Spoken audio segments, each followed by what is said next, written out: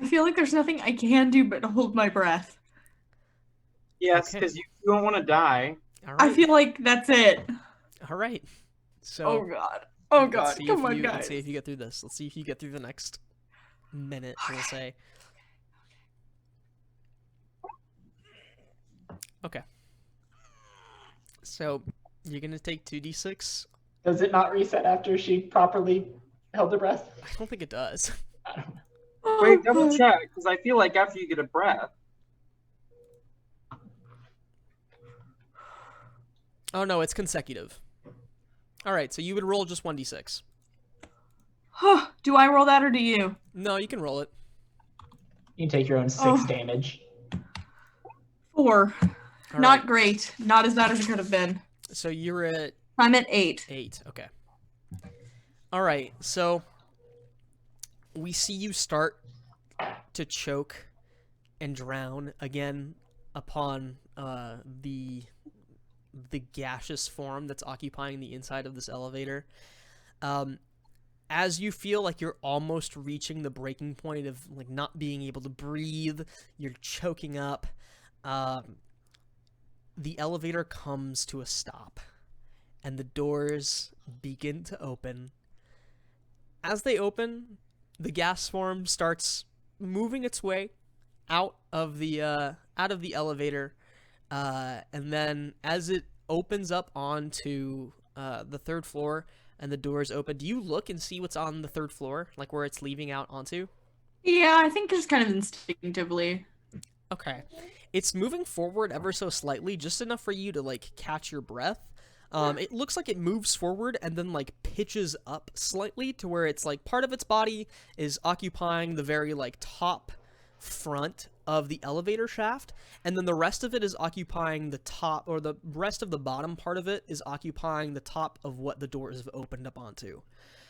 The doors up here on the third floor don't open up onto don't open up onto the third floor itself.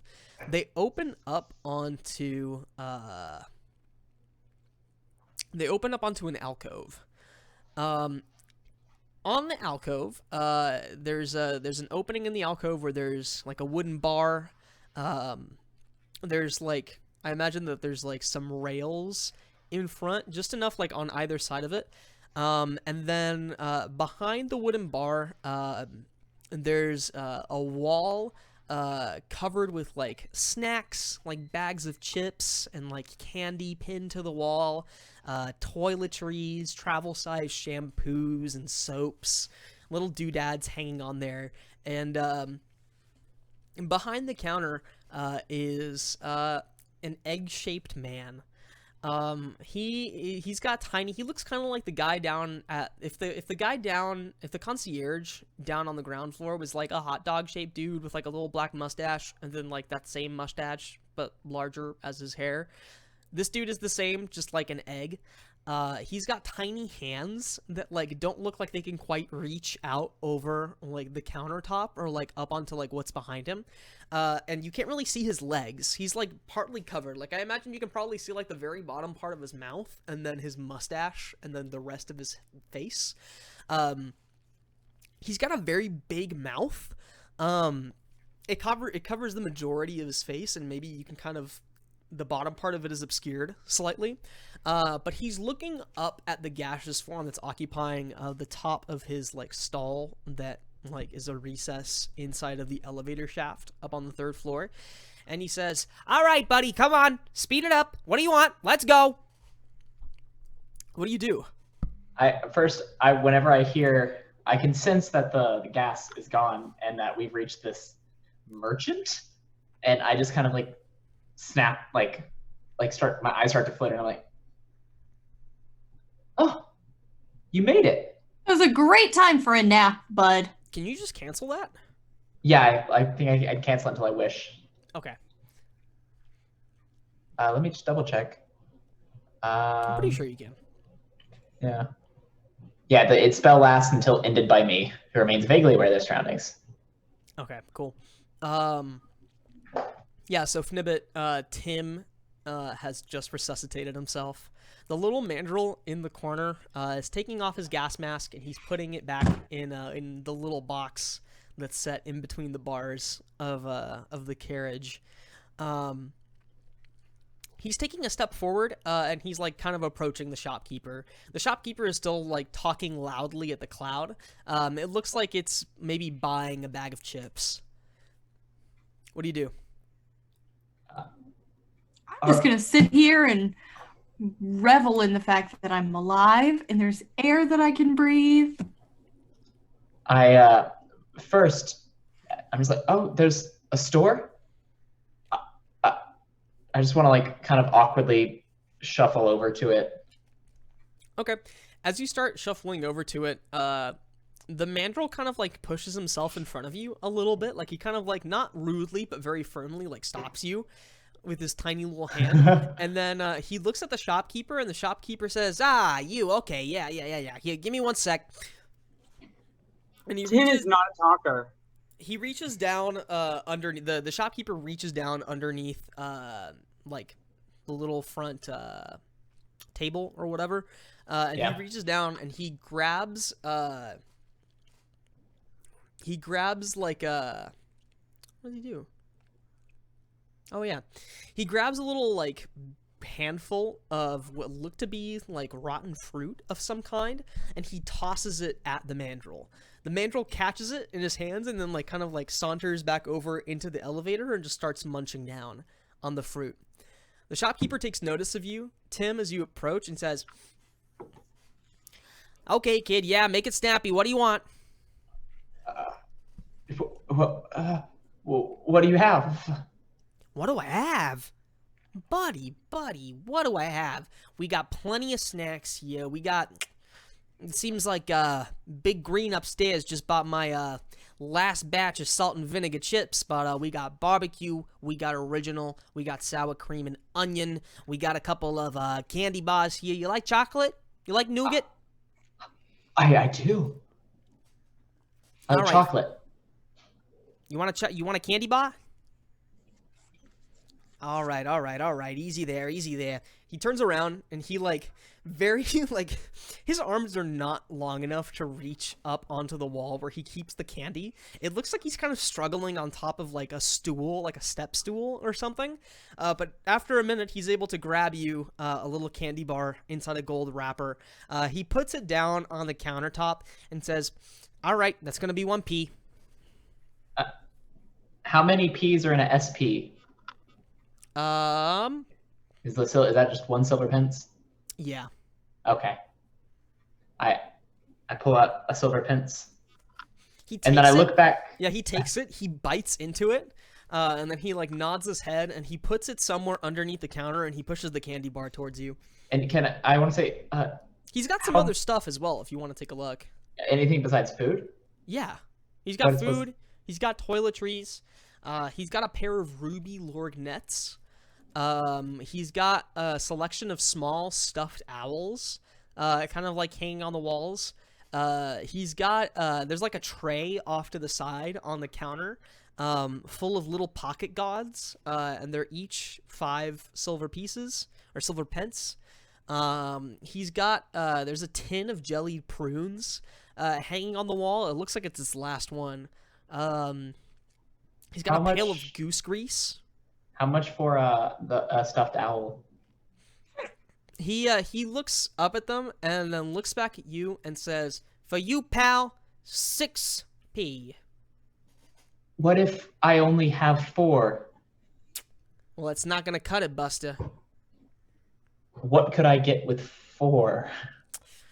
With 4, maybe you could get a... He turns back around and looks at his stock and says, "Well, you could take that tin of jellied prunes. I don't know who's gonna buy that.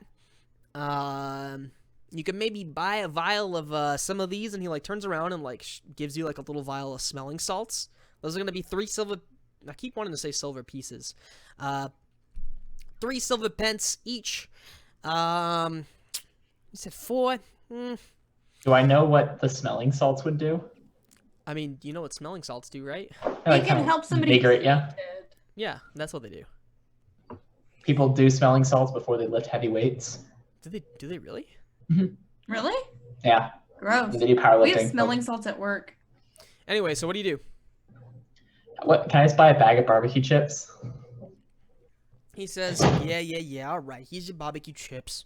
He turns back around, gets up on his little step stool, grabs a bag of barbecue chips, and hands them to you, and then he takes one silver pence All right. from you. The merchant looks over your shoulders and says, "Hey, how about you, you want anything? Huh?" Not I walk- unless you have anything that can cure what that fucking lady gave me. He looks you up and down and says, "I don't know what you're talking about. Then What do you fine. want?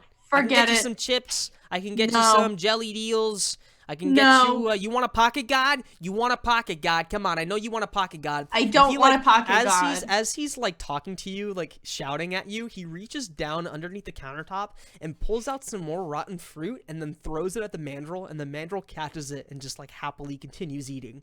He says, "All right, come on. I know I can sell you something. Come on, you want some chips? I'm I already good. told you. Can- We got Can barbecue. I We got What do you want?" can I pick up the mandrill and try to take him to the elevator?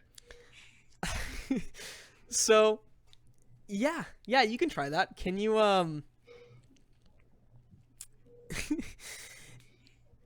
do you want to do that? I just want to grab him on his little belly, Mhm. and like on his side, and just not mess with his food. Let him eat his food still, Mhm. and just bring him to the elevator.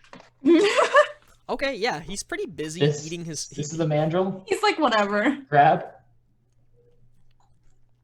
He's pretty busy eating his food, so I imagine he probably doesn't take too much notice of you. Kind of like, and he's very light. So you get him like underneath his arms, I imagine, like Yeah. like underneath, like yeah. You're able to scoot him back into the elevator, but once back in the elevator, he still just keeps on eating. The merchant, he's still hawking at you, Fnibbit. He says, I know exactly what it is that you need. Look at these things right here. And he gestures to the tray of pocket gods and says, "This is what you need. What do they Come on, do? come on, I know I can sell you one." So, pocket gods are like, You get luck from them. yeah, I read that. Yeah, I they're was little- reading. yeah. You tell it a secret and you throw it away, and then it adds one. Like, I think if you've lost luck, like had I lost luck trying to tell that guy to duck, That's kind of like, cool. you get it back. Yeah, it's a little cloth puppet made in the image of like a different god. Well, He's I can't afford one, so it's okay. Thank you. though. Ah, come on, you don't got 5 silver pence? All right, Nope, then I know actually, I know don't. exactly what it is that you need then. All right, you don't have the money for that. I can understand that. It's a tough time. It's the Feast of the Chiliac. You probably spent your money on something else. I know what it is that you need. You see this can of jellied eels? You see this right here? This is what you need. Come on. Why would I want a can of jellied eels? You could, maybe you could snack on them. I don't know. That's disgusting. People do that? Yeah, of course they do that. Lots of people. They're delicious. I'm telling you, they're very good. I'm They're very okay. healthy for you Okay. as well. And he like reaches back underneath the countertop and he tosses another piece of fruit at the mandrill inside of the elevator. I want to bat it out. No, I want to. I want to bat it away. Idiot. All right. You bat it away, and the fruit splats against a wall. It's rotten, so it immediately just goes like against the wall. The smell is pretty bad, and the mandrill, he gets mad.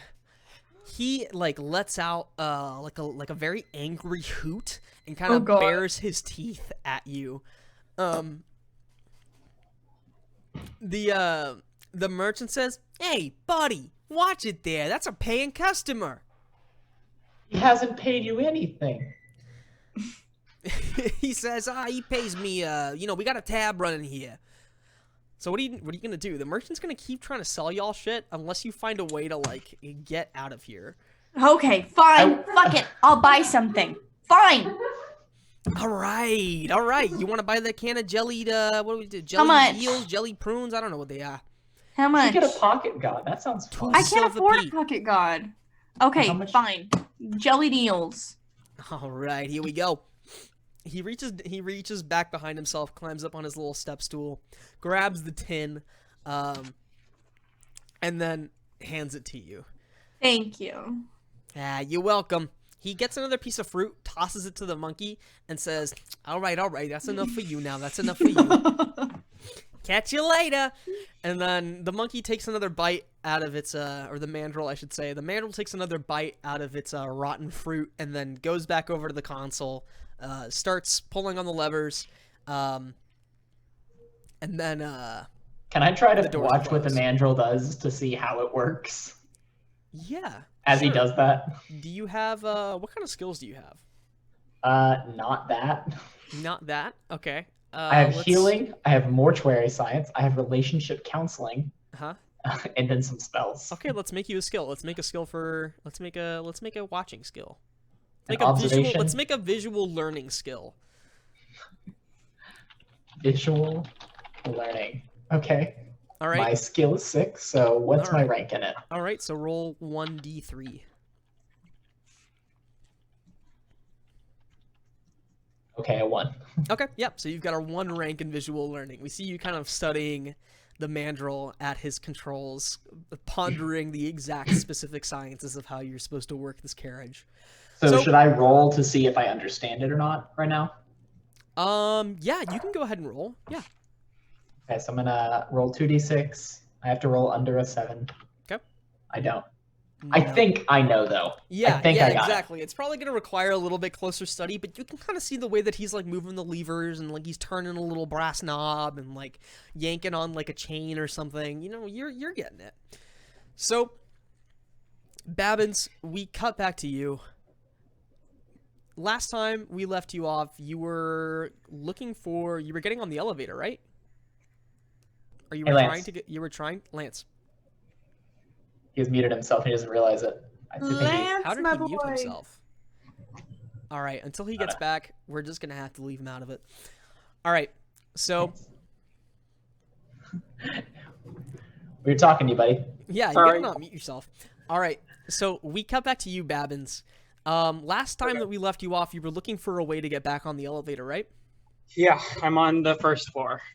Okay, so you're on the first floor. There's nobody here. We see you push the button for the elevator, and you probably did this like back when we left you the last time, and it's Mhm. been a solid 10 minutes, easily, close enough, since you pressed the button and nothing has come. Okay, I'm going to the ground level. After a few moments, you're gonna go back down to the ground level. Yes, I'm going to give that man a piece of my mind. Okay. You head back down to the ground level. We see you stamp off away from the elevator on the first floor. And Head it's back loud. down. I'm stamping loudly. I'm like, I have 6 pairs of legs loudly stomping. Okay. So there's already some people that have heard you coming down on the ground floor. They look kind of scared and worried for you as you descend to the ground level. The concierge is already leaning over his counter towards the stairs, and as you emerge, his eyes go wide, and he says, "Oh, sir, I did not expect you back so soon. Is everything all right?" No, it is not all right. You told me I could take the stairs. I literally helped one of your staff members not be murdered by 6 evil freaking owls. Owls. You're welcome for killing 3 of them. And then I get to the second floor and it says it's closed for cleaning. And it's dark and it's silent and it's wet. So I go back down to the first floor and I wait at the elevator for 10 flipping minutes. Okay? So how the hell do I get upstairs, you complete nincompoop? The man, let's make you a skill, shall we? I also slam my paw on the top of the concierge desk, and Yeah. my claws come out. So you can see my large claws that decapitated an owl with one swipe. Yeah, they're probably still slightly bloodied. Let's make you a skill, shall we? Okay. Let's make you an intimidation skill. Okay. So write that into your character sheet. then of course you're always going to add your skill total to that. And then roll a d3 plus 1 to determine what your rank is in it.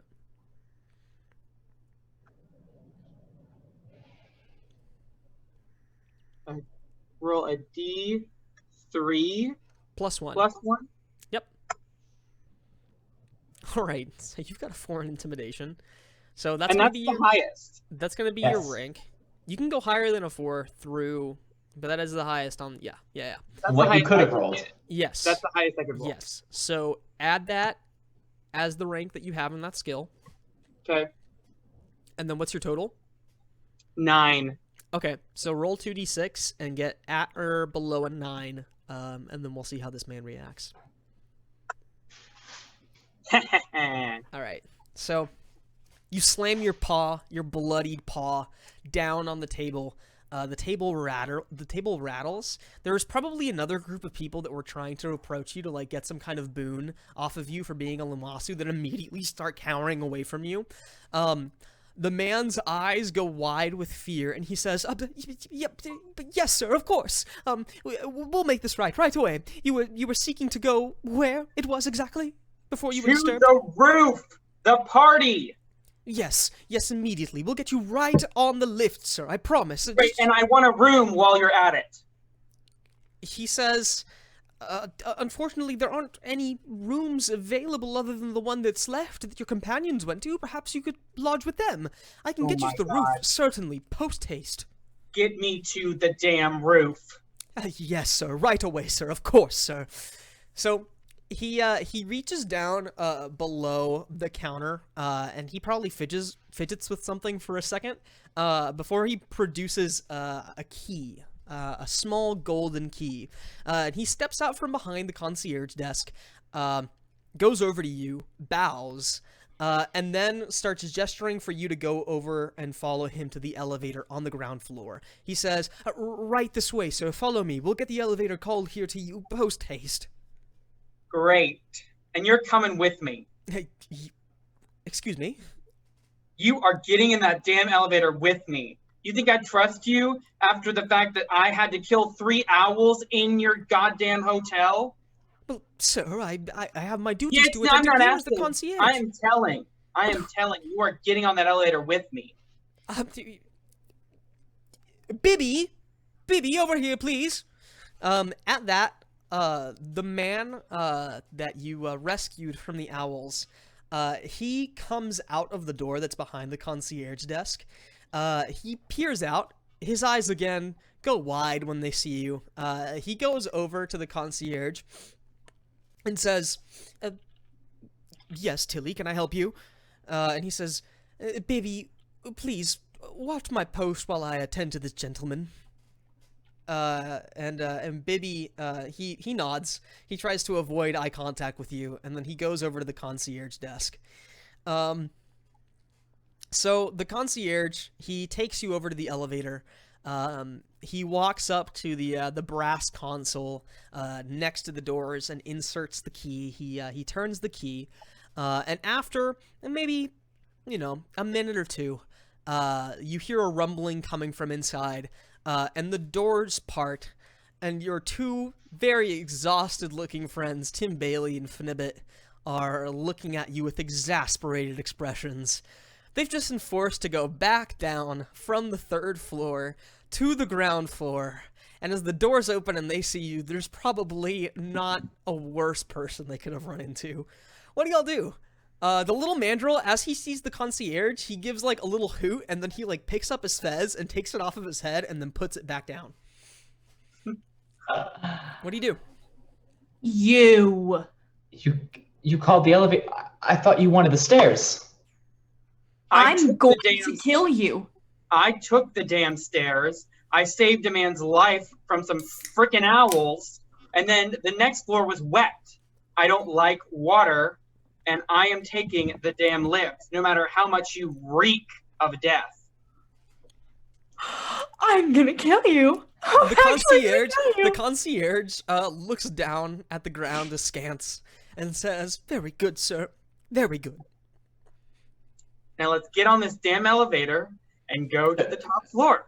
There's not enough room for the concierge too. There's barely enough room with all Yeah, of well, there's you know enough what? room for the concierge, but just barely. Y'all are gonna be shoved up in there. Mm-hmm. So what do you do? I scoot to my corner. Yeah. And I whisper to the little monkey boy and say, Mhm. "Can we go faster, please?"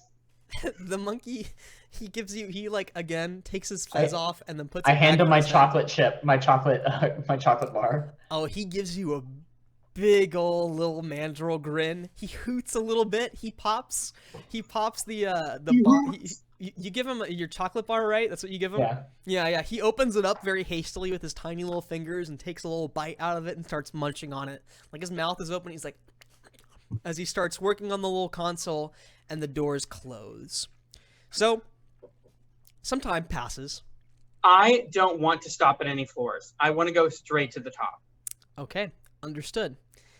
So, the concierge relays this command over to the mandrill, and the mandrill just kind of like keeps going about his business.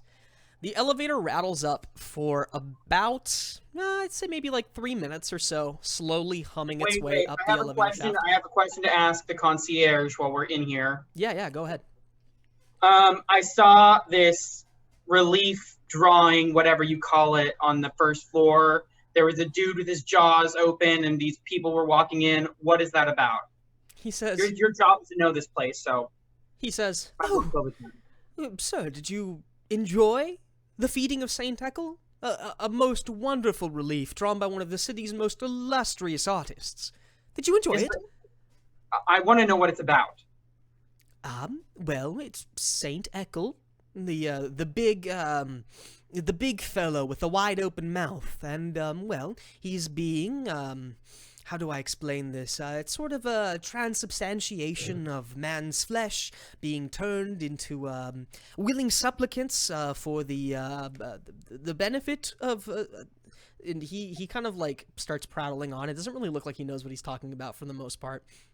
What do you do? Oh my god, do you not even know the freaking paintings in your own hotel? He says, "Why, sir, I would not pretend to be a scholar of the arts. I'm merely a concierge." Okay, fine. He's trying his best. Fine. So, the elevator rattles up the elevator shaft. And eventually, after a few minutes, it stops once again. As it stops, what do y'all do? It's stopping. What floor are Why we is on? it stopping? Why is it stopping? You've just progressed up onto what you can assume is the 4th floor. Okay, we're Yes, making I'm progress. talking to the concierge. Why is it stopping? Yeah, the concierge says, I'm not quite sure, sir. I thought I relayed to our lift attendant here that we were not to stop until we hit the 6th floor. And he kind of shoots a hard glance at the mandrill. The mandrill just kind of shrugs his shoulders and like waves his hands like this, like, "I didn't do anything. I'm just here pulling levers, guy." The doors open, and there's a woman standing like very close to the 4 of you on the 4th floor landing. She's a scrawny woman. She's wearing a thick leather apron. She's probably got like very long black hair that she's tied back into like a big bun behind her, like a very tight bun, like it's like pulling her skin back into itself. She looks a little bit older. She's got kind of like a very long hook nose and like very sharp features. She looks into the elevator and sees what the 4 There's of no you, room, lady. There's and no then the room. 6 of you shoved in there. And she- There is no room. Take the stairs. Well, clearly I can see that. She turns back around her shoulder and says, "Mike? Yeah, Mike, you're gonna want to... I don't think we can... Wait. No. As she's saying no, somebody begins to push a tiger out of one of the rooms in the hallway on the 4th floor that the elevator opens up onto. The tiger's already in the hall. It lets out kind of like a low roar / yawn, It doesn't look particularly like jostled or angry. It looks kind of lazy and tired, and it's already been pushed out into the hall. The woman looks back at the 6 of you and says, "Well, how are we gonna make this work?" How much It's not money? gonna. I lean to Fnibbit and say, I'm- if we take the stairs, we leave him. That's much- true. How much money do you Let's have? take the stairs. Let's Do do you it. Okay, me and Tim are gonna take the stairs. Okay, yeah, the 2 of you push your way. I imagine that Babbins, you and the concierge are in the front. They push their way past your like big bull hide and like the concierge, like his very like scrawny body. You push your way past the 2 of them, and you're out in the hall. The tiger kind of like regards the 2 of you, but he doesn't look very angry. He maybe sniffs like at your hands and at your legs, but he lets you pass. Babbins, what do you do? There's still not room for you on this lift. We're going up. I don't know where you're going, but we're going up. The woman says, "Well, clearly now there's room for me and my tigers. Hey, Mike, come on, bring him out. Come on, let's go." This is not, no. The woman, This is a private woman elevator. Says, the woman says, "What private elevator? What are you talking about?" Can I just show them my claws? Yeah, you could try and intimidate them. I'm gonna You try might- to you intimidate might be those intimidating folks. a tiger. Just Let me try to intimidate them. And what do I roll for that? So you're gonna roll 2d6, and you're trying to get at or under whatever your total skill plus your skill rank and intimidate is. I believe. Yep, I did it. I did Okay. it. What was I the did what was the total? It was 8, and my number is 9. Great. Ow. So, what do you do? I just casually pull my forehead, my 2 front paws up, Mhm. and I like slowly inspect each nail that still has some owl blood on it. Mhm. You want to get on this lift? Can you test your luck for me, please? You can choose not to. What do you mean I can choose not to? You can always, whenever I ask you to test your luck, you can always choose not to, because regardless can of whether or accept not you fate. succeed or fail, you're going to lose 1 point of luck. I should also let it be mentioned, keep a note of every time that you've succeeded a skill check so far, because that's how you improve your skills. So you've definitely Wait, but already, I succeeded at Shatter. yeah, you succeeded Shatter and Intimidate. So what does that mean? What do I do? Just For those. just keep a note of that for now. Okay. In the meantime, ooh, a little burp. And claw fighting and hoof fighting doesn't count as. No, it does. Claw fighting, you would also mark as well, because you succeeded that. By the There we go. way, Bree, you can also eat a provision to heal some of your Oh. damage. Can? Yeah. So Babbins, what are you gonna do? What? Are you gonna test your luck or not? Wait, we're all gonna test our luck? No, just No, you. we're not with you, dude. They're not with you. They're out of the Oh. elevator at this point. Wait, but right? So you asked me to test my luck. Yeah. Yes, I'm asking you to test your luck. But You if I can say, choose but I not can to. choose not to. But what does that mean if I It means choose you not? accept your fate. It You means don't. you accept your fate. I'm not obliged to Then I'm tell gonna- you what's gonna happen. Yes, I know you can't tell me. What do I roll? Okay, so you're gonna roll 2d6, and you're gonna try and get A At- Under your luck. or under your luck. I got my luck 7. All right. At Now my- decrease your luck by 1, and then you Succeed though. succeed though. Yeah, so decrease your luck by 1. You flash your claws out, and the woman backs up. She clearly knows, she has a healthy respect for things with claws, being a lion handler, or a tiger handler, I should say. She backs up, and she says, whoa, whoa, whoa, whoa, whoa, this doesn't need to come to violence or anything. We were just trying to... And she looks really upset that you threatened her in this way. And she says, you know what? Time used to be any person could shove as many tigers as they would want to in an elevator, and people would just be fine with it, alright? People used to have a sense of common decency, but I guess not. Can I give a little nod to the tiger? I'm like, what's up? The tiger does not give a singular shit about you. It's just kind of like lazily looking at the floor and like scratching at the carpet. It's amazing. Fine. So the concierge looks at the mandrill, and the mandrill looks at the concierge, and the concierge looks at you and says, "Now, would you We're going up. yes, sir, indeed." Indeed. And the mandrill starts working on his little gizmos and starts closing the elevator doors. What do you do? See? Do you stay inside the elevator? Yes, I stay inside the motherfucking elevator. I'm not getting out of this goddamn elevator. I'm getting to the goddamn top of the freaking hotel. All right. I think you've figured out there's encounters at every floor that we have to deal with. Yes, but I skipped floor 4 encounter. All right. So the doors close. And floor and three and Ribbit. three and 2. I didn't get the gas guy, and I didn't get the tiger freaks. Okay, so boom. I've only encountered some freaking owls. Bree got fat, and Ted and Christian died. So I'm still winning. So, Babbins, the doors close on you. Fnibbit and Tim, you're left in the hallway with this woman and her tiger that is just sort of like clawing up at the carpet and like occasionally making a kind of a rumbly purring sound. What do you do? I You're like up on your the fourth- tiger.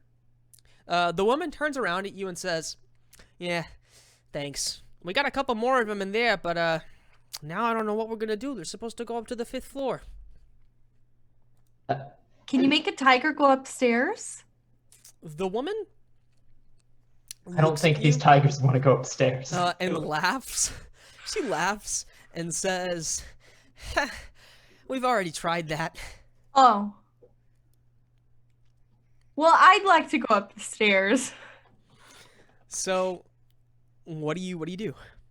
Well, first of all, I am going to eat 1 provision and heal 1d6. Okay, yeah. Do you want to take a minute to take that out of your bag Yes. and eat that? Okay. Yep.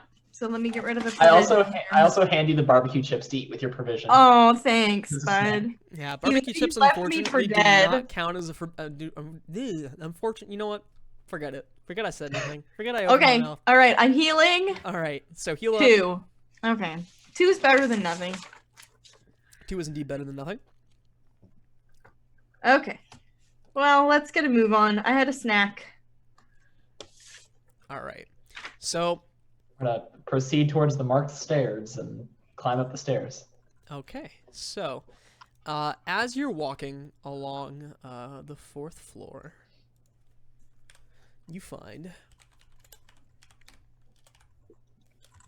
Oh, spelled roll with 1. Oh, did I roll? Okay. 1.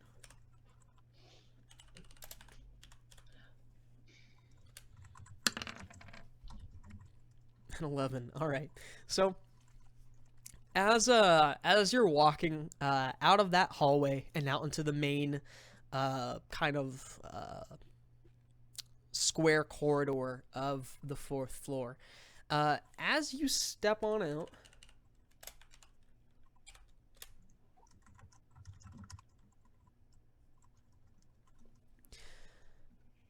okay, so you hear as you kind of like get further out of the hallway,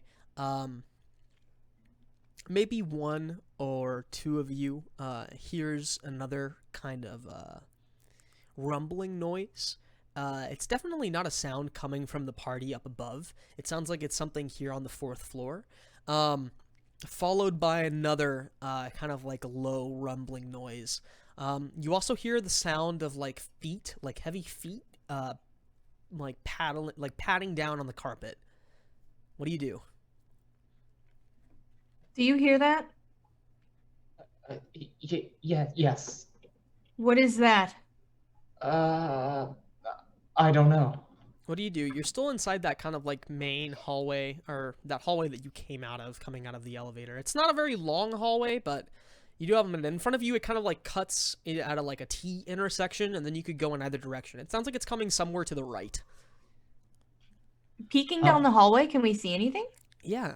Peeking down the hallway, maybe you kind of like poke your head out from around the corner, you see that just around the corner, there is the tail end of another lion, kind of paddling off down the hallway. Another lion or another tiger? Sorry, my bad. A big cat, a tiger. Okay, I was like, where are there more lions? Yeah. Okay, What floor was our room? What did the key say again? 6. Okay, so So this, 1. that's okay. Yeah, That's you're right, on the I think- 4th floor. Well, that looked like a tiger. Oh, Where are the stairs? The stairs, you'd have to like go either to the right. The right would probably be the fastest way to get to it. You go to the right, you'd walk down the hallway, you'd turn to the right again, and then you'd immediately go down all the way, and then there would be a set of stairs going up. That's where the that's where the tiger corridor went. is at. Yeah. the tiger's that way. Yeah. Is there another way besides that direction? Like, is it? You could go to the left, but then it would circle back around. You see what I'm saying?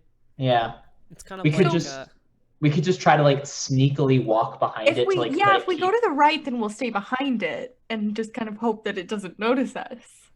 Yeah, could I try to walk around sneakily? All right, so let's take a look at what we might be dealing with. Oh god. Get rid of this guy. Get rid of this guy. Oh. Nope. Get rid of that. Get rid of that. And then get rid of this. And then really get rid of this, because technically what it should be like is like this. Boop. Boop. We're drawing a line. Is there a way you can move us to that actually on Roll20 as well, so we can see what you're doing? Oh, are you not already on that page? No, we just have to look at your stream or like your camera. Oh, yeah. I believe the last one was like this, but it really doesn't matter too much what it was. About to get eaten by a tiger. Out to get eaten by a tiger. Having the Uh, worst fucking day of my life. This is like my first real adventure out of Y'all- school. You got swole. What's wrong with that? Yeah. That's awful. How can I be sneaky? I'm doing fine. So, y'all should not the be fourth on the floor. page where the map is at. I don't see anything. Is that just me? Yeah, I can see it, Oh. but I can also see it in the. I can In click Teddy's- on yeah. something and it highlights something, but It kind of looks like a blobfish. Like a I see blobfish. nothing. I don't know.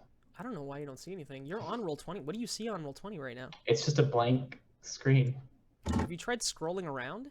Yeah, I tried scrolling all. I tried zooming all the way out. That's weird. Oh well, I'll just look at your thing. Okay. In the meantime, y'all are like here. These are very imprecise tokens, but It won't mess with the stream if I refresh Roll20, right? no, not for you. All right. So y'all are like here. Fnibbit, I'd imagine you're probably this blue Oh, I square, can see stuff now. Yeah. and then that's weird. And then Tim, you're the red one. The tiger that you saw It's kind of was walking around that corner. Yeah, walking around there. I'd probably say like maybe here. And then stairs are here. Okay. Doop. Doop. All right. I want to try to sneaky roll.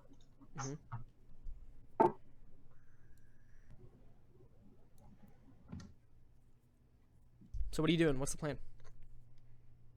I have a skill in sneak, though. I feel like don't you have something stealthy related? Fnibbit? Sneak. We could just try to be sneaky and just walk behind it. Don't be suspicious. Walk. Don't be suspicious. Don't be suspicious. Don't be suspicious. Don't be suspicious. Okay. Walk We can do behind it. this. Walk behind it this way or walk Yeah. this way. Like, because it's walking around, making It's its walking direction to the towards right. the stairs. Yeah. Yeah, So it's not- we're yeah, just it's gonna walking walk this way. behind it instead of coming around the other way and meeting it head on. Okay, all right. So go ahead and roll luck. I mean, sorry, not roll luck. Sneak. Yep, roll sneak. The both of you. Okay. Okay, so I need to do at or below a 6. I'm gonna do at or below a 7. Ah. Ah. Ah. Okay. We both failed. So It's tell a me, friendly tiger. tell me how you get here. I feel like we just completely trip over one another. Like we're both trying so hard to be sneaky that we're not looking where we're going. And neither of we us are just- used to sneaking with another person. Yeah, we just collide. Yeah, like you're both very concentrated in doing your own sneak mission, and then, yeah, you collide with each other. You cause some kind of a ruckus. You trip up on the carpet. Maybe one of you hits like bounces off a wall slightly, or hits like a vase that's on a pedestal. Or I was something. thinking the exact same thing, like a vase on like a little like half circle table on the Yeah, wall. yeah, knock it over. Yeah, so it comes to a clatter, and as you come around this corner, you notice, let's say this tiger at this point has made it down to here, that there is another tiger standing here, looking towards the two of you. Lance is like, you should have stayed in the He turns back elevator. around. Can the both of you? I intimidated them, so y'all should have known. Can the both of you roll luck for me, please? Absolutely, I can. My You luck can is always a 7. you can always choose not to. I'm going to because I actually have an 11. Oh, that's good. I did not pass my luck. Okay. But even if I succeed, I did. Wait, is it if I fail my luck, does it also decrease by 1? Yeah, if you It- succeed or pass. regardless. Yeah. So, Tim, the tiger that's furthest away from the two of you. So now the two of you are, let's say you're over. Oh. Oh no. Well, What? anyway, this became like one whole unit. Anyway, y'all are here. An absolute unit. The tiger, yeah.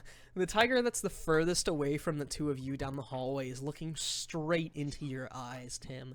The both of them they're kind of like down on their haunches a little bit. They have their tails pointed like very, like their tails are very like erect. They're very like pointed up. Yeah, get it out now. They look very cautious. They're kind of plodding around very softly. Their muscles look very tense. Their shoulders are kind of perched up. The one looking straight at you bears fangs.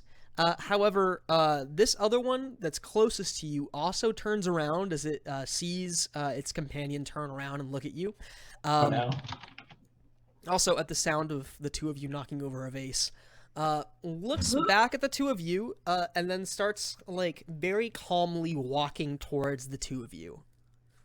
It doesn't look like it's getting ready to attack you. It's walking closer to Fnibbit than it is to you, Tim. Maybe you're kind of set apart a little bit after you bounced into each other, but it's sort of softly plodding its way towards Maybe you. they're friendly. So, can I rummage through my bag real quick, Mhm. grab a provision, Mhm. throw it into this corner, and then run the other way? Okay, yeah. Roll 2d6, and then you have to get... How do I go through my inventory? Okay, so your provisions are at what spot in your inventory? I don't remember if they're at 4. I don't remember if I needed my things to be easily accessible at the top. Easily accessible things need to be at the top because you're trying to roll at or under their spot in your inventory. Well, so that means that the top would be a 1, so that means it'd be very difficult to Oh, No. No. no. roll at or under. If you have a 4, if you If you roll an 8, you want to you roll a get 4 the or 8 more. and everything below it. Oh, I get everything I roll under. Mm-hmm. I thought you were saying to get my knife, I would have to roll at 1 or under, which I literally No. can't do. No. Okay. All right. Well, so they're at 4, so I'll roll 2d6. Right? I'm Cool. Sure that's right. Yeah, retrieve an item. If you need to get something that you weren't already holding in your hands, roll 2d6 and score equal to or... Oh, no. Christian, you're right. Everybody else is wrong. It's What? score... Well, I mean, technically... Well, no, because... Technically, nobody was right. It's Okay, that's fine. you have to score equal to or higher than its position on your inventory. Equal to or So higher? a 1 would be very easy to get because it's very... Okay, you're more I had likely it to right roll- in my head. I just wasn't saying it right. Yeah. But the concept I had right. Yes. So you got an 8. It's at position 4, so I don't get it. You do get it. You do get it because it's at or higher than 4. So you It's want to what we roll were higher. saying earlier. Yeah. Oh, okay. I'm basing it off of the weird perspective. I'm going off of what I roll, not what the position is. So when you say at higher, like I didn't go higher than No, 4 is not higher it's than. at the position. Yeah. So no, you're able to get the provision. We see you Okay, reach that's into all that your. matters. Is it like a backpack? Yeah, it's a little. Well, no, actually, no. It's just inside my robes. It's just like I open my robes, and it's just like everything is just kind of tucked in there. Okay, yeah.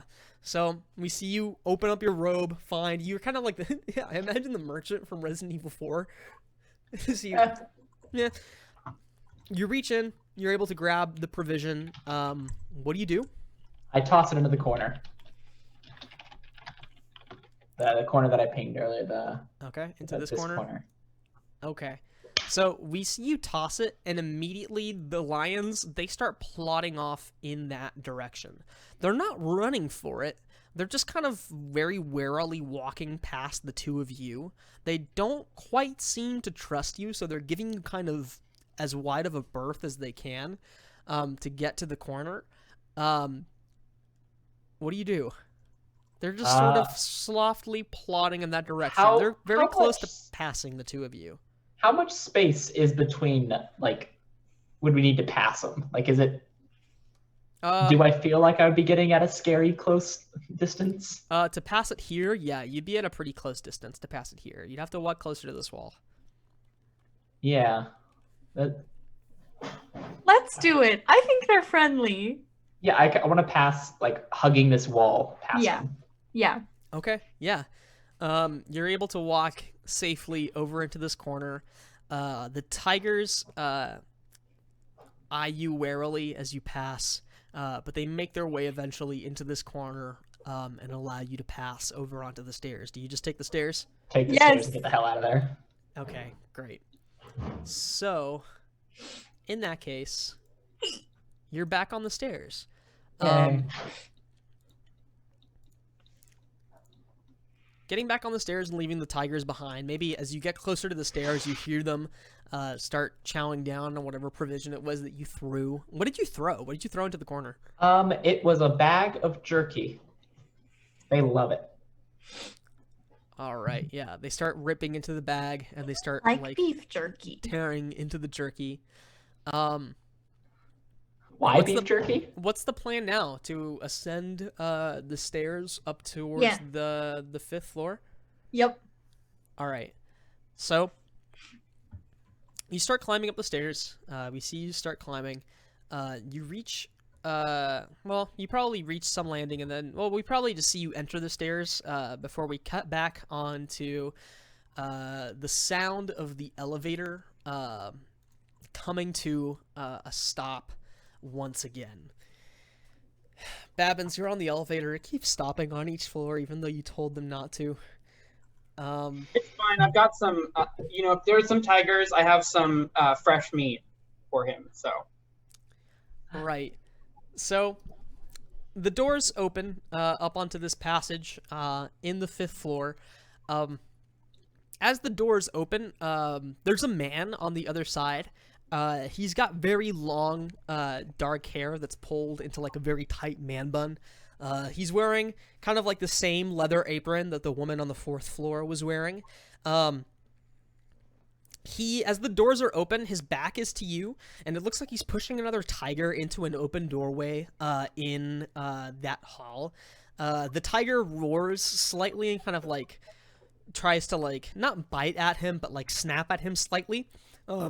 He's got a whip in one hand and like a chair in the other one, and he like cracks his whip and then like pushes the chair towards the tiger, and the tiger kind of like roars again and then starts heading into the room that it's being ushered into.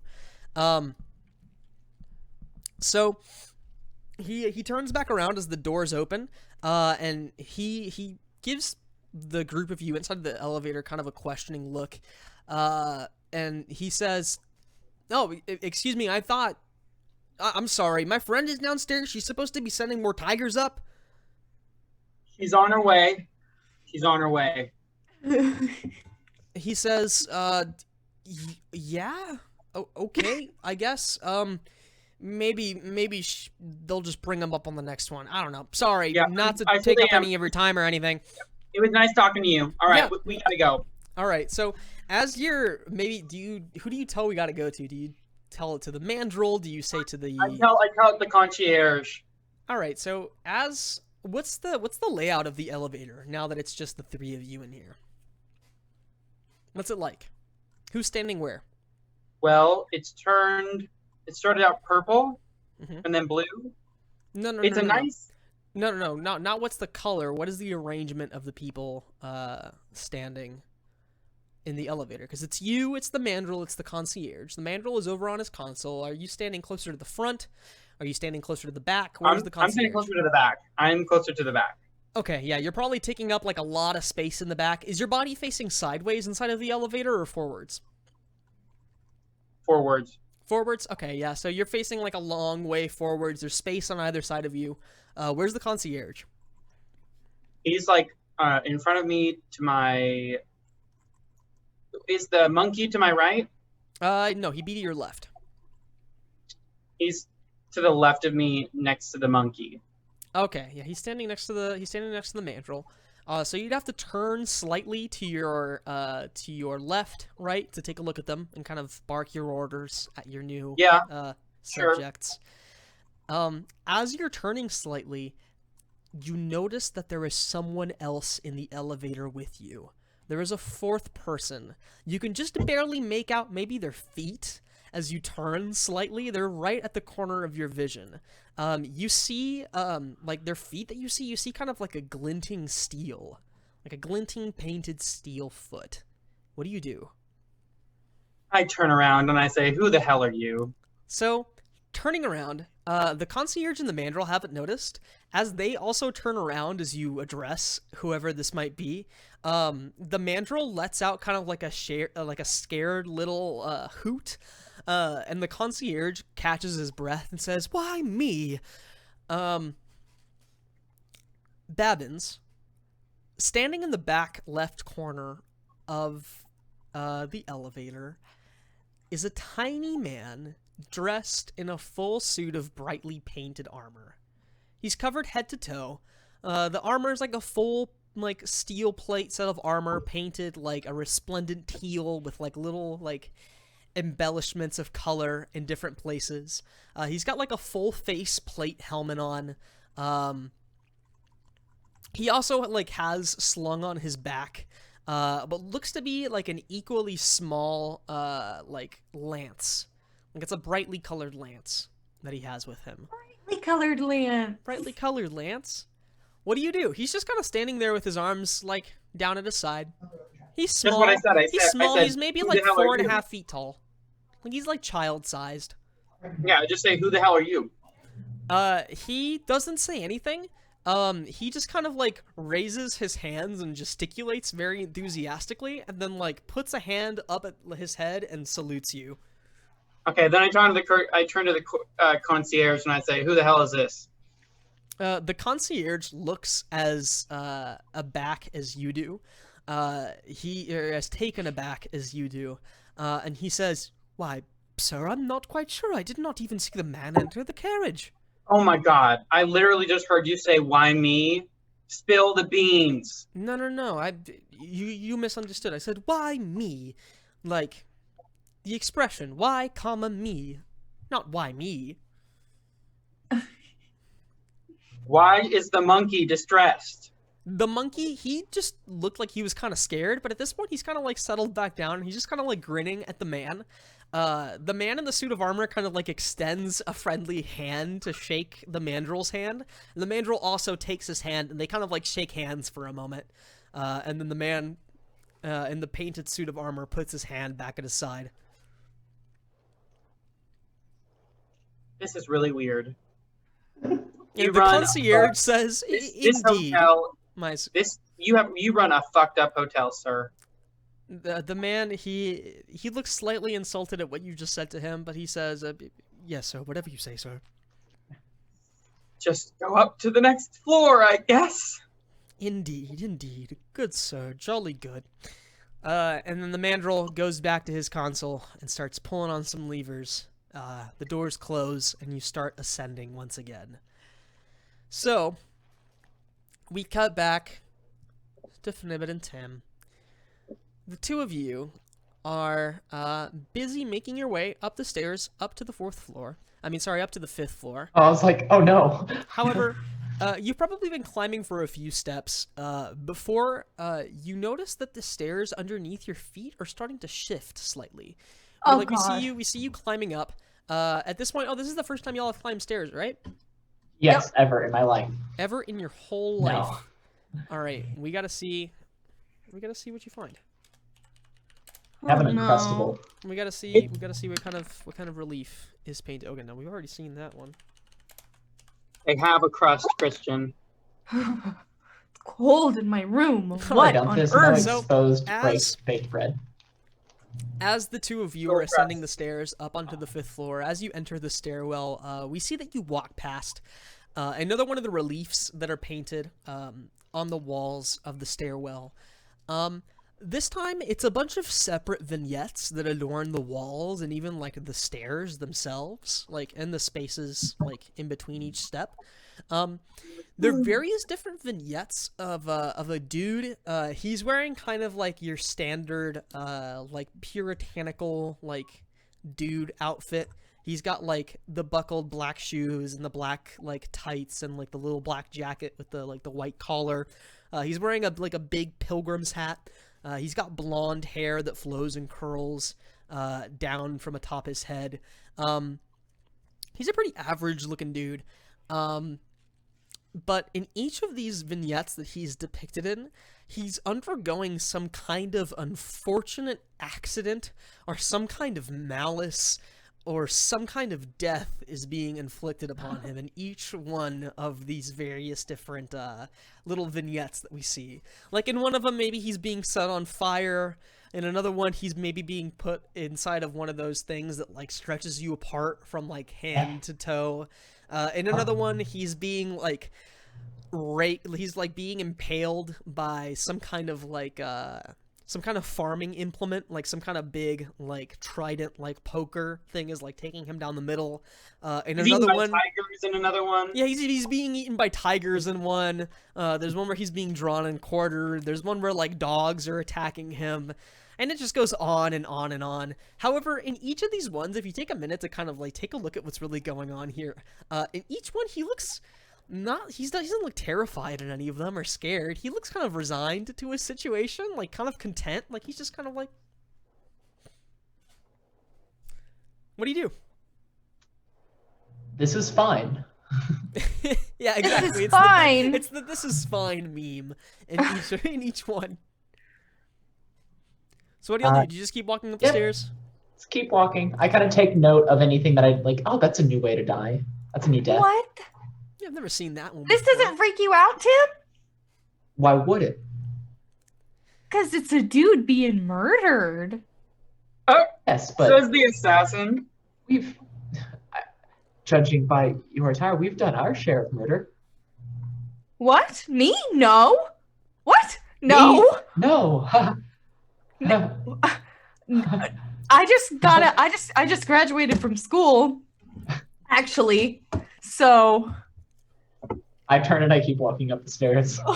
Great, fantastic. I whisper into little Crystal and I'm like, she's not gonna like me. Oh no. So you keep walking up the stairs. As you're walking up the stairs, you start noticing that the stairs start kind of changing underneath your feet. Maybe you trip over a step because there's one that's like slightly smaller than you're used to your feet falling upon. Maybe there's one where the stairs become kind of slanted all of a sudden. But as you keep walking up, the stairs start shifting more violently the further you go up the stairs. Maybe they start getting wider, maybe they start getting shorter, maybe they start getting more tilted. Can play dead. As y'all keep going up, right? Uh-huh. Okay. Does anybody remark upon this? Yeah. Yeah. What Because happens? it's fucking weird. What do y'all do as you What? start sensing that the stairs are shifting? Tim, what is up with these stairs? I thought it was just me. Why would it have been just you? I don't know. Maybe the bonbons are having a late effect. Fuck those bonbons, okay? I'm gonna get her back. Mine was fun. I know! All right. Okay, weird stairs. That's not so bad. I'm just gonna try to like hold onto the wall and just like brace myself. You're gonna have in order to keep going up, you're gonna have to start. You're gonna have to climb to clamber. I can climb. Tim, can you climb? No, add climb as a skill on your sheet. I imagine you're probably not very good at doing this given your entire disposition. So roll 1d3 minus 1 to determine what your rank is in this. Okay.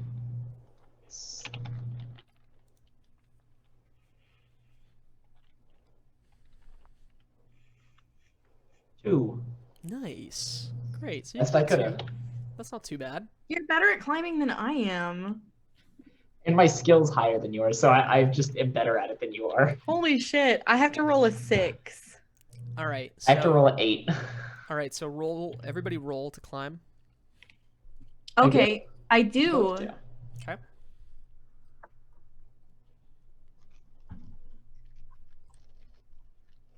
A crust is the outside of a piece of bread that is baked. No, Round. Yes. Yeah. no. Uncrustables have a crust, okay? All right. There We is don't a- need to get into this. We don't need to get into this. What does everybody? What do you roll? Okay, so We both passed. Fnibbit, you succeed. Oh, did you roll? Oh, you Yeah. did. Okay, you both Yeah. passed. Okay, great. So the stairs become increasingly harder to climb. Even the distance between steps becomes quite arduous to travel through. At one point, there's probably one step that's like 6 feet up above the other. In that case, we probably get a really good picture of like one of the various vignettes of the Puritan man that's being subjected to various different deaths in each one. And the one that we see on this like big 6-foot stair is him being thrown into a pit. As you climb up past this stair, you can see now that you've come to the landing that opens up onto the 5th floor. However, right in front of you, spanning almost the entirety of the 5th floor, the only space that you can see on the 5th floor now is the entrance to the other set of stairs, which have been like kind of altered from their original position, right? Like on every other floor, the stairwell going up to the next floor is right next to the stairwell that descends to the floor beneath it. However, on this level, like the entrance has been altered. It's been set like up above the ground where it usually would be. It's further down the hallway as well. In the center of the 5th floor, there's a giant pit. There's kind of an alien maw that has been opened up into the floor. Maybe as you kind of like come up close to it, up from the stairwell, you can see that like dust and like even matter and light, if you were to look close enough to it, is being sucked down into the maw. What do you do? What do you do? You're gonna have to maybe try and jump, or do something to get across. Does anybody look down into the maw? Yeah. Okay, yeah, looking down into the maw, it's darkness for a moment, and then kind of like further down into the darkness, you can see kind of like a blue sky. It looks kind of like there's a Aw. very like small atmosphere that like maybe is larger the further you get down, or the That's further you nice. fall down into the pit. Huh. How So- far do we have to jump? I'd say it's probably not any further than like What's a good distance to jump? Like 8 feet. So 8 feet? 8 feet is not that far to jump if it's a I good jump. can't jump 8 feet. Like not 8 feet up, but like 8 feet across, right? So you'd have to jump out and across. I can't jump 8 feet. You'd have to really lunge. So what do you do? I feel like we have to do this together. The average jumping distance of a person is 7 feet. I can't jump 8 feet. Yeah, so it's slightly further than the average distance you would have to. Okay, how can we do this together, Tim? I know. Together? I'll sit on your shoulders and we'll just fall across. No. No. How else are we supposed to do this?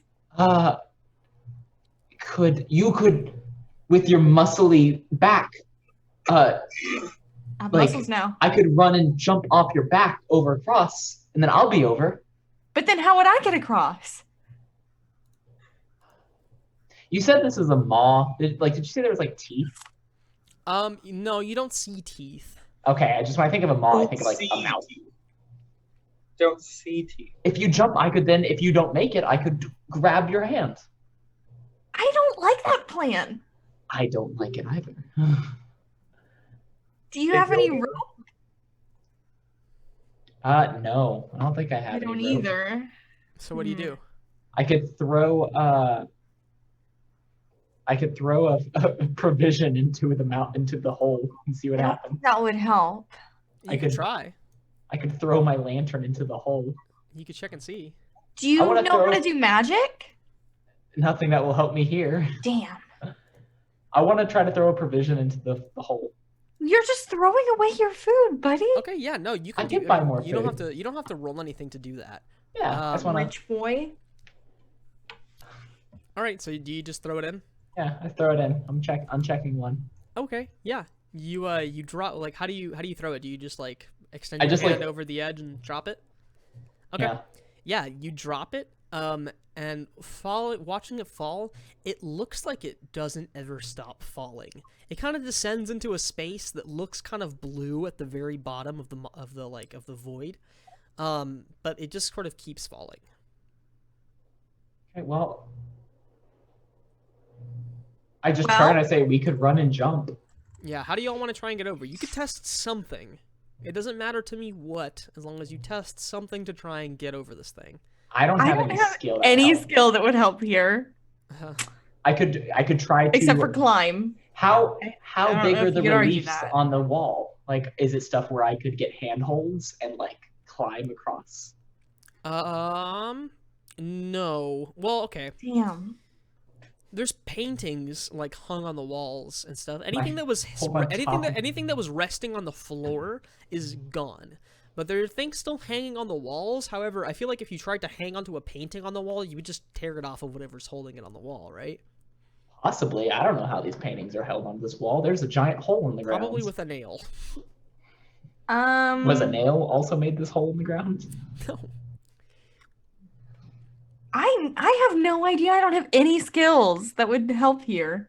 What? You can go back down. I want to try to jump across, but I don't know what I need to roll to do that. Oh my I know I don't have a jump. Just go back. You could roll some kind of athletics skill. We could add an athletics skill if you don't already have one. Yeah, I'd Let's have to add You could one, roll- yeah. You could roll a specific jumping skill. I don't know. Yeah. Well, the specific term where you put your 2 feet together and jump across is called broad jumping. I could just be skilled in broad jumping. Get a broad jumping skill. Is there an athletic skill? No, there's not. Yeah, we can. Yeah, maybe make Let's a broad... add athletics. athletics. Yes. Okay. Yeah, I feel like this is a general feat of athletics. So 7 feet is the average human jumping distance. Then yeah, add athletics. Give me a D3. Roll it. That'll be your rank. And then we'll see what happens. God Almighty, give me a good roll. Okay, 1d3. Hell yeah, bitch. Better than a 1. All right. So everybody makes it across, right? What do we Well- see? What do we see? Well, what no, happens? No, no, that I was just had to to get get the the skill. skill. Oh, my bad. Okay, so now everybody's got I have to two. get a 7. need to roll under 8. Okay. All right, I do. buddy. Okay.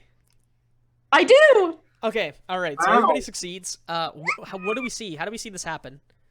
I think we both like look at each other, and then like lightly jog. You see my wiry frame, Run. and you see her muscular frame, just like, and we just both clear it, and like we're both surprised. We get a shot underneath the two of you as you're in midair as you fly across this thing and then land precariously, but safely. Nevertheless, on the other side, Dream team. Tim, high I five. like you. on High the five. stairs leading up to the 6th floor. Now, the stairs here, they're still just as like violently twisted as they were leading up to the 5th floor. However, the further up they go, the less twisted they become. Oh, good. Do y'all just keep climbing up? Yeah. Okay. Yep. As you're climbing up, maybe around like a bend in the stairwell, you see a woman's foot. She's laying down. Or is it attached see to a body? No. You see her foot first, and then like her leg, and then the rest of her. Her foot is kind of like dangling down over one of the steps. She's laying on one of the steps. Her head is propped up on a book that she's using as a pillow. What do you do? It looks like she's asleep. Maybe we should be really quiet so we don't wake her up. Yeah. So what do you do? Should I try to sneak around her? Yeah, you Yeah. can. Well, you don't really have to. I mean, I would. You won't have to really roll for anything. Oh. You can just kind of like move on past her. She's like Just like sound. shuffle. She's sound asleep. As you get closer to her, maybe she starts snoring a little bit. Can I? Is she talking in her sleep at all? Yeah, she is. What is she saying? She's kind of murmuring something underneath her breath. Maybe as you get close to her, she's muttering underneath her breath something like over the fields and through the woods, and she just kind of like, So is she Nice asleep song. on the stairs? yeah, she's asleep on one of the stairs. I turned. I'm like, what if she gets a cold? I asked to Nibbit. I'm like, shouldn't we wake her? What if she has a cold? What if she gets a cold? I think she probably fell asleep here on purpose. Why would you fall asleep on the stairs? Maybe she doesn't have a room? We have a key. Yes, but we don't know who this person is. I don't know who you are. We have been through so much together, Timothy. It's Tim. Tim? It's not short for anything. It's not short for anything? No. It's just Nibbit's short for something. Nibbitolerance? I actually can't say it. I never had to learn. So what do you do? Okay, I guess we'll just walk past her. Keep going. Climbing. Okay, yeah. So she keeps muttering something underneath her breath. But the further away you get from her, the more the stairs return to normal. As you keep climbing up the steps, the rhythmic thumping of the party happening up above is becoming a lot louder. You can start like hearing the sounds of people, the sounds of music. Music. It's the caramel dancing song, but like played far away. It's like, And then eventually we see the two of you reach the 6th floor. You come out up onto the 6th floor. There's some people coming down from like the roof access stairs. The stairwell like keeps going up onto the roof. Up on the 6th floor, coming from around a corner, you hear like the loud thumping of Babin's feet. And, Babbins. and you see Babbins, and you see the concierge. The concierge is kind of like leading him around. We cut to you, Babbins. What are you doing? The whole group kind of comes together at this point. You probably turn around a corner and you see these two emerge from the stairwell. Probably looking And a little how bit worse is for your- Whale. Probably looking like kind of sweaty and exhausted as they like have just had to jump this chasm and run And away from how these was- tigers. And how was your I'm out here. Wait, hold, because I have made one crucial little error. I have forgotten a detail. Babbins, you and the concierge come around the corner, and yes, you see them. But following slightly behind the two of you is a small man. He's maybe about 4.5 feet tall. He's decked head to toe in a suit of painted steel armor. It's like this teal steel, like embossed with like different flowers and different things painted on. He's got a lance strapped to his back, and he's following like not too close but not too far from Babbins and the concierge. What do y'all do? Hello. How was your... It looks like your journey up on the stairs went well. Yeah, actually, we had a wonderful time. It wasn't too hard. I don't know why you couldn't have just climbed them. Well, you know, I got sick after I had to kill 3 owls just to save one of the janitors. Why would you kill an owl? They were attacking him, and I don't like innocent people being attacked. Is Why? anyone really innocent? Yes. I don't know what that means. The Have you looked concierge. at it? Listen, we've only got like, what is it? Is the roof on the concierge, is the roof on the next floor? The concierge says, yes, sir, indeed, sir. The roof is just this way. If I lead you over to the stairwell and we follow the stairs up, you shall be led up to the Feast of the Chiliarch, indeed. Yes! The So- Chiliarch! That guy! He looks at the two of you, Tim and Fnibbit, and says, now, do you need any help finding your room? Perhaps, Master Talos, you would like to room with these two? As I said, we still don't have any rooms available, but you're more than welcome to lodge with these two. I'm sure there's another bed available inside of the room, another 2 beds, mind you. I guess I can just not breathe through my nose. You don't have to room with us, buddy. In fact, No, I would no, love if you didn't. it's fine. I'll share the room. Wonderful, glorious, and he kind of like claps his hands together, and then he turns back around and he takes a look at the short fellow in the painted armor and says, "And you, sir, are you requiring accommodations here at the Black Mange and Thistle?" Well, he's out of rooms, bud. You just said it. We got the last one. So sorry. Well, I believe there's another room available here. Excuse I mean, me? sorry, not another room available. He says, I believe there's another bed available inside of your room. Listen, 3 is And enough. the guy just kind of like walks. He walks past you, Babbins, and he walks up to Fnibbit and Tim and kind of extends a hand. He's covered Hi, in a I'm full suit of armor. Snibbit. You can't see his skin. You can't see his face. You can't really see much of anything.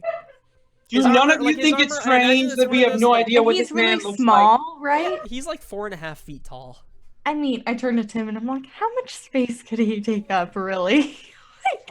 Are you kidding me? He Do you- claps. He starts clapping his hands together, like his 2 gauntlets start clanging Perfect! together slightly, and then he He- puts his hands back down. He Why can't not? even speak. Does that not seem suspicious to you? Have you I never mean, they met a let you mute? in, so So what do y'all do? At this point, the concierge, he could either gesture you over to room 601. He could show you where it is. There's gonna be 4 beds inside, which is plenty of room for the 3 of you plus your new silent companion. You could also head up to the Feast of the Chiliarch up on the roof. It's still going on in full swing. I imagine at this point it's probably getting closer to later in the day. It's about 5 o'clock. So what do you do? We're on the floor. Let's just go look at the room. no, I want to go to the feast. Fine, we'll go to the room. We'll go to the room. Fine. Perfect. Jolly good. Jolly good. The concierge, he takes you over to room 601. It's here on the main area of the 6th floor. He takes your key from you. He puts it into the lock. He opens the kind of like very thick oak door that leads into the room itself. There's a brass placard on the door itself with the number 601 etched into it. The room itself is very large. It's very spacious. It's got one very large bathroom. There are 4 beds inside of the room itself. There are 4 kind of like big drawers for you to put your belongings into, and there's also like a little balcony outside. There's like a big old window with some blinds on it, and then there's like a balcony on the other side with like a chaise lounge and a table and like a railing and an overlook over one of the main promenades of is it promenade or promenade? Promenade. Promenade, yeah. Over like one of the main promenades of the city, overlooking like a big river that cuts through a part of the city. So what do? You could probably take a moment to get settled, get all your stuff set in. Is there a bigger bed? What? Is there a bed that's bigger than the others? Can you roll your luck? I'm good. I don't need it. It's not worth it, buddy. All right, yeah, it's just 4 normal-sized hotel beds. Okay, which one's near the window? Yeah, you could take one close to the window. There's probably All right, they're arrayed like there's 2 and 2. All right, I walked to the one in the corner furthest away from the door, closest to the window, and I'm like, By the this way, is I have mine. sent you a link that I think is the sound we are hearing while we're in this room. I don't know if you want to do links over stream. You sent me a link? I sent it in What? the Zoom What do you chat. mean that we're hearing in this room? Yeah, Yeah, what does that mean? you'll play it, you'll hear. You'll No, know. I'm good. I don't want to play it. It's nothing loud. I just don't want to have to mess with it. So It's just all-star, very muffled and far away. I hate you. That's amazing. Bree and Teddy don't sound muffled or So- far away. They don't. No. So Just the song I posted this is the was. song All Star by Smash Mouth. So what do y'all do? You get settled into your room, I imagine. The concierge leaves. The silent suit of armor is still kind of following the 3 of you around. He's not really he doesn't have any possessions on him besides his armor, or besides their armor and their lance. They don't say anything. They're just following the 3 of you, like probably sticking close to one of you. Does anybody want to be the person that's being most closely followed by this person? Not me. By the silent suit It of should be armor? Lance. Yeah, it's I think it should be definitely. I Babbins. feel like it's definitely Babbins. Babbins, you're the largest one, so you're the easiest target. Ugh. The suit of armor is just kind of following you. When you go and pick out your bed, it follows very close to you. It picks the bed closest to you.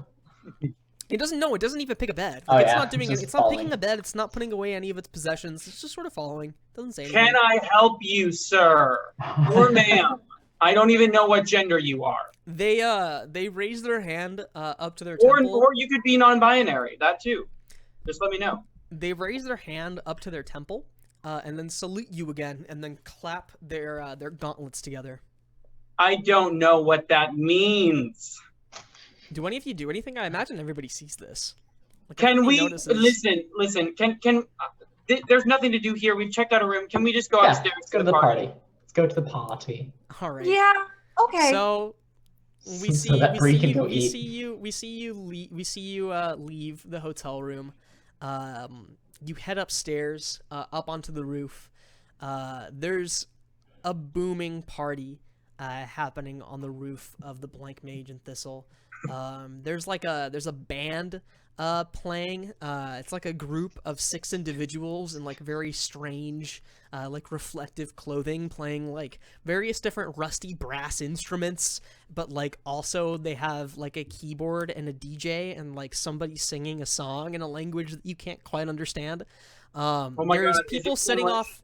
There's people setting off fireworks in other parts of the city, but nobody's really started to set off fireworks here on the roof. What do y'all do? Do you just kind of like take in the party,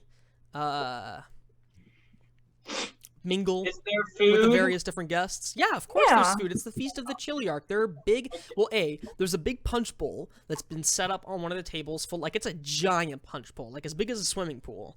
And there's people like kind of like swimming in the punch bowl, and like the more people that start swimming in the punch bowl, the more everybody gets kind of excited and starts taking more drinks from the punch bowl. Ew. There's a big long table, and it's been set up with 3 big vats of chili.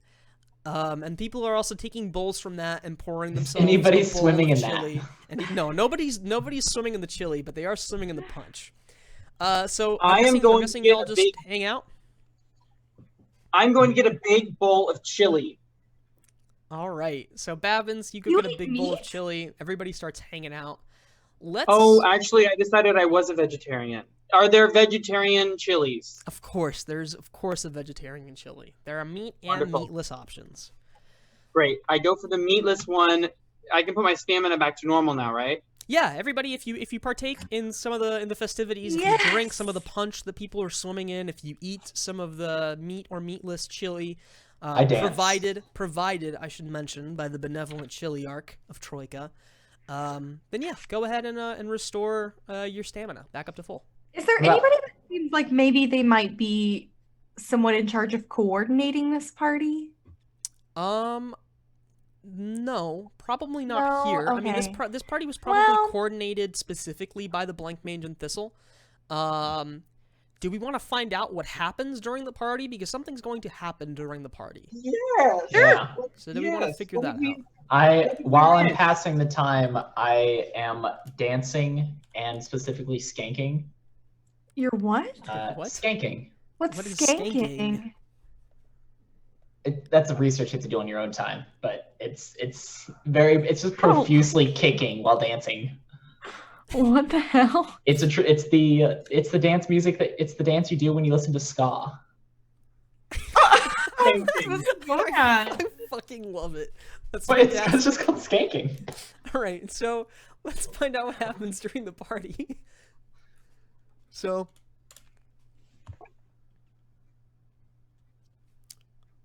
all right. So there's a 2.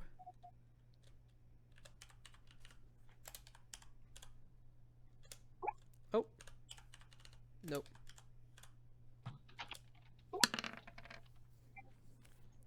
Okie dokie.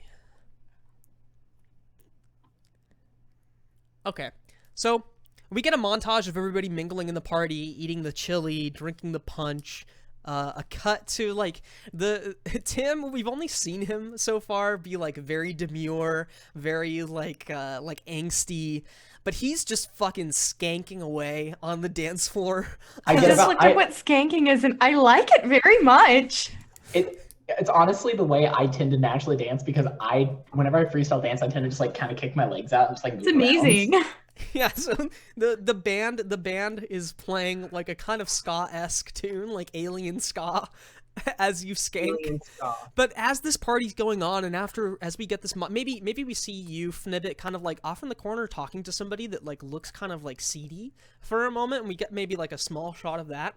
But as this is all going on, somebody bursts through the door that leads up onto the roof. There's a very scared looking like woman. She's wearing kind of like general party attire. She's got some fireworks still kind of under one arm that she's more or less forgotten about. Like some of them are kind of like falling from the bundle that she's holding under her arm. It looks like she was somebody that was like getting ready to party and like getting ready to like have fun at the Feast of the Chili Arc at like maybe the one here, maybe one somewhere else in the city. But now like it looks like something has gone very, very wrong. She says, quick, everyone, take cover! What's going on? What do? You don't have a moment to I- ask anything. You've got a moment to react, and that's it. I Fuck, jump okay. I jump under the table that all the chili is on. Okay, yeah, you get underneath as you like get underneath the table kind of like buckles as you force your way underneath it. You're too big to hide underneath the table, but it's just kind of like at this point, it's kind of being pushed up above you as you kind of like hide your enormous body underneath it. What does everybody else do? Does everybody else take cover somewhere? What do you see? Yeah, I mean, is there anything nearby that I can hide behind You or tell hide me. under? You could hide anywhere. You could hide under a table. You could push some people around. You could hide underneath the bandstand. Hide behind people. Just you make a human shield. You make a human shield. I'm gonna dive under a table. That I am seems too good. entranced in the music and the Okay. dance. Uh-huh. I continue to dance. All right, yeah, you just keep dancing. I've As had too everybody's many kind of the human soup punch. I've had too many cups of those. Yeah, exactly. People think that it's good luck for people's kind of like sweat and oils to be mixed in with the punch. Oh, does that increase my luck? Yeah, if you drank any of the punch, recover 1 point of luck. Perfect. What? All right, so as you're taking cover, or not, and as this woman screams out a warning and people start also ducking for cover, or not, maybe it's too late, you don't have enough time, there's a bouncing sound, like the sound that like a cartoon bouncy ball makes. There's a loud, like, but a booming version of the sound, like a monstrous bouncing sound coming from underneath, some shrieks, and then a giant glass-looking ball zooms up past the building and then starts falling down onto the roof of the Blank Mage and Thistle. Can I? It crashes down onto the roof. The building kind of buckles underneath the weight. Some of the, like, some people are caught underneath. It's pretty big. It's not huge. It's not the entire size of the roof, but it's big enough that, like, enough people are caught underneath it and are kind of, like, immediately squashed underneath. Tables break. Punch bowls are shattered. The band stops playing. People fall off the sides of the Blank Mage and Thistle in fear as they try and get away from this giant ball. But it crashes down. The three of you survive. You're amongst the survivors. A very small portion of people perish as this thing falls down on top of the roof. When there's dead people around, I can do things. As this thing settles and as the dust begins to settle, each of you feels a psychic reverberation course up your body and into your skull, and you hear a voice call from inside your head, and it says, "Please, please, you must rescue me from the hammer-wielding glass-blowers. Please, many thanks to you. This is but a message. If I am saved, I shall reveal your future." And then all is silent. The dust settles. People begin to pick themselves up. A very loud man, maybe like as he's getting back up, he says, "Sounds like a pretty good deal to me." Yeah, no kidding. do I you do? want in on that. Where's Tim? Well, listen, Tim, Yeah, no, Fnibnit. you just keep dancing. You just go back. The band after a moment, the band starts playing again, and people start going back about their business. They're still going about their people just died. Correct. Yeah, but it's really good chili. Wait, okay. Well, Fibnit, Pivot. whatever.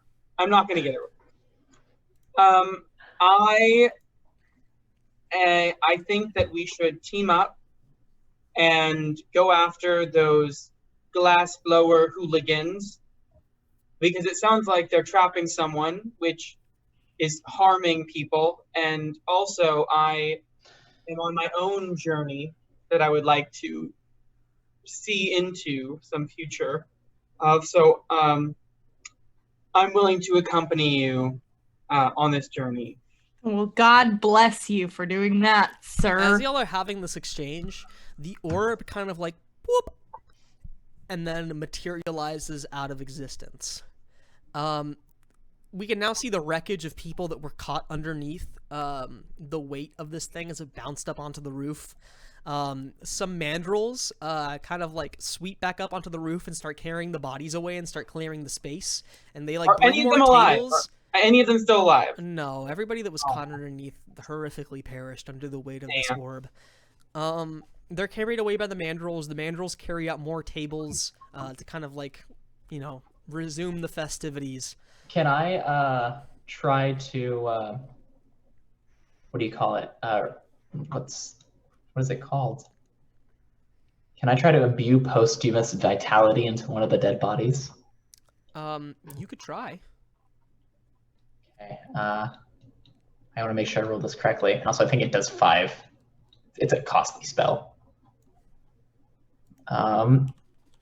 Yeah. Okay. So I'm gonna take 5, and I have to roll my skill of that, which is a 7. Mhm. So I gotta roll.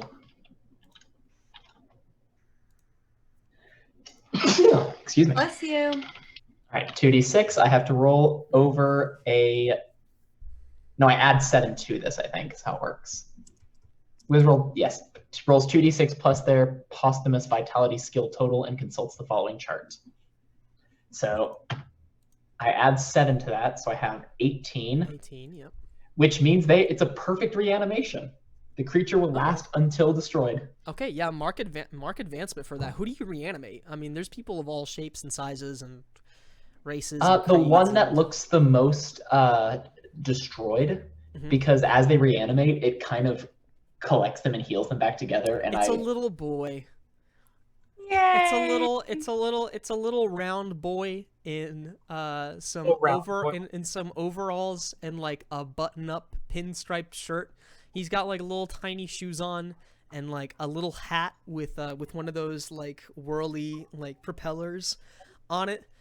We see that his body has been smashed to bits. He's just kind of like a pulp on the ground. good gravy. How do you cast your spell? It's so the thing that I need is I have to touch the head. I'm just making this up. I touch the head, Mhm. and then just like all of my robes kind of like float and like lift off me, Uh-huh. and then it's a slight glow on the body, and then just starts to form. Yeah, he reanimates in a kind of grotesque way. Like there's Oh, it's definitely some kind very- of weird body horror as he's like putting himself back together. But he like gets put back together. He's lying down on the ground and his eyes go wide. He gasps like very suddenly as he comes back to life. And he gets up off the ground and he says, Why, gee, mister, thanks so much. I don't even know where I went for a second there. Here you go. and he reaches into the front pocket of his overalls, and he flicks you. Give him Pocket God. I don't have one. No, I mean you get one. Oh, That'd be a good gift. He flicks you 10 silver pence. that's more than I ever had. And he kind of just starts scampering back into the party. He kind of like kicks off the dust from I underneath his feet. call out and I say, "Stay away from holy water." He like looks back at you and kind of giggles slightly and says, "I remember you, mister. Thanks."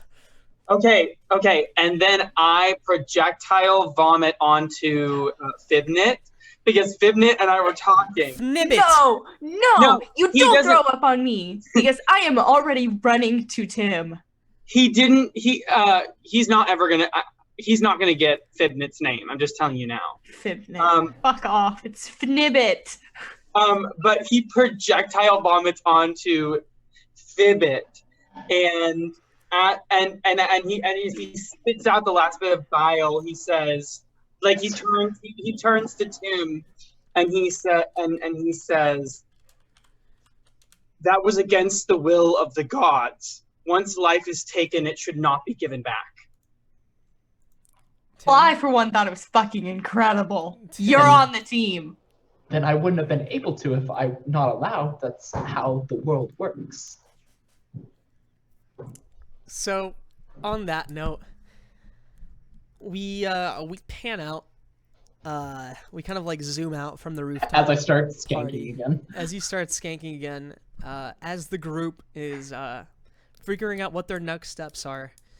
For the moment, though, it's probably for the best if you continue to party on into the night, and then see where the road takes you when the morning comes tomorrow.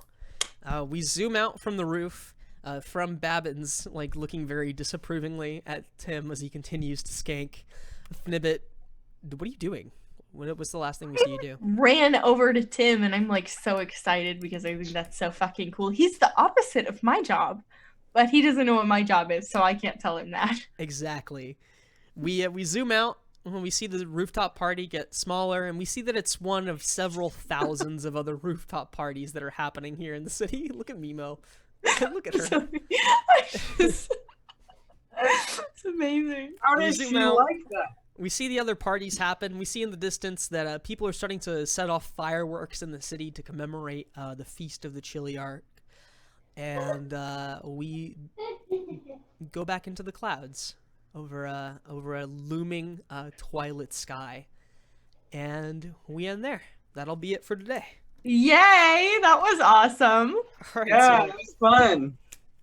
good job, everybody. We'll probably take it. Has everybody, just as like some closing business before we get off, has everybody marked whatever skills they need to advance? Yes. I think so, yes. Okay. For the sake of time, we'll just take care of that in between this episode and the next. Okay. Because it's pretty simple. You just have to roll a thing and then add like 1 point. We'll also be taking in some different things into account since we had y'all roll tarot cards that will always be your initiative tokens going forward. So I'll probably cook something up mechanically to do something with that. I was also toying with the idea of incorporating like the ways that you gain experience in Dungeon World into this game, where you kind of like gain experience by playing off of your relationships with each other. So that might be fun as well. But just some things to think about until next time. So yeah, I think we're good. Does anybody shout-outs? Shout-outs. Shout-outs? Yeah, shout something out. Bree, go. Boo! She has she does artwork on Instagram. Oh, and that kind of shout-out. Yeah. Yes, I do. I do art on Instagram. Where can we find that? I don't remember. Isn't I it think at it's Bree Sketch? I think it's Bree at Sketch? Bree Sketch with 3 H's on the end.